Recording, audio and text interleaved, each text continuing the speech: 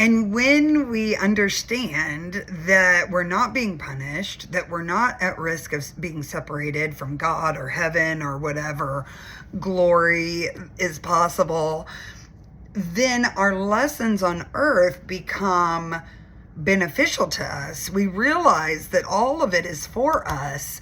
We realize that all of it is for our evolution, our growth, our understanding, all of it, and that is a personal journey for each individual soul, and that there is no all-seeing, all-knowing God that's like going to judge it. I believe we have been given the consciousness of our Creator, and in that consciousness we have choice, and in that choice we can choose to judge ourselves in real time.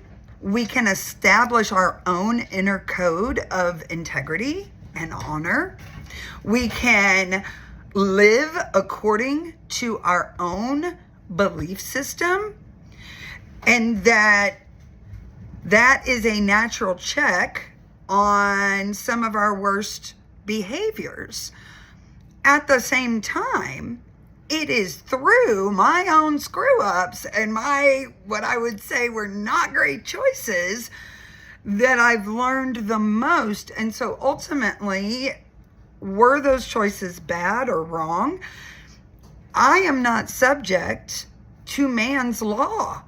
I abide by the sacred law.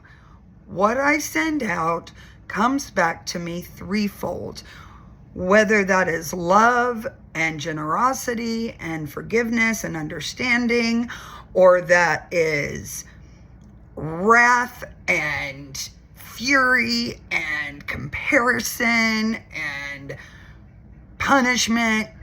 So I'm very mindful of that. I also understand that my consciousness is not the same as yours or his or hers or anyone else's. And that doesn't make me better or worse or anything. It just means people are only capable of responding at the level of conscious awareness that they are holding. And so for some, they need spiritual book. They need spiritual doctrine. They need these foundational pillars of belief that the church and organized religion provides them, just like some people need to know that if they break the law, there's a punishment, right? Like, I'm not speeding through a school zone, but the reason I'm not speeding through a school zone is because I don't want to mow down a kid, and I don't want to cause danger to our children. But the reason other people may not speed through a school zone is because they don't want to get a ticket, right? And so depending on what we choose to govern ourselves really dictates our behavior. And so when the teachings of God, when any spiritual leader's teachings are distorted and people begin to believe that they are righteous and better than, and that their God is the one God, that is justification for the holy wars. That is justification to take away a woman's right to choose what she is able to do with her body. That is justification for storming the Capitol based on an absolute lie.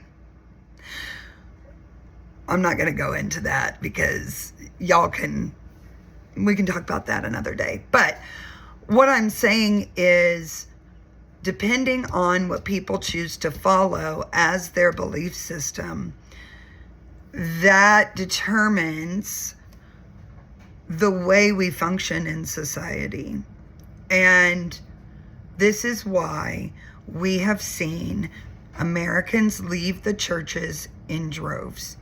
This is why over 57% of Americans call themselves spiritual but not religious. It no longer aligns with that love, care, and compassion that is innate in the human animal. Okay. So going back to all the things I believe, I absolutely believe in miracles, and I know that they still happen because I've experienced them, seen them. It happens all the time. I believe that we can connect with that supreme divine intelligence that tells the cells in my womb to separate and divide and begin to build a brain and a spinal cord and organs. That is mind-blowing to me, that my body, with zero instruction from my brain, with zero operating manual that I can read or learn about, my body's intelligence knows how to create and sustain human life. And for that reason, I believe in the divine feminine power equal to the divine masculine power. I do not believe that divine creator, whether it's my heavenly Father, my Mother Earth, the goddess herself, she doesn't need anything from me. She doesn't require anything of me. If it is within me to give thanks and honor her, that is up to me. That is not a requirement to receive her love, her blessings, her gifts, any of it. Because a lot of times when people find out that I'm a priestess of the goddess and they are traditionally conservative Christian, they believe that I am worshiping a false god. Thou shalt have no other gods before me. But that was the Old Testament God, who I believe is a poser. I believe is a false deity, a demigod.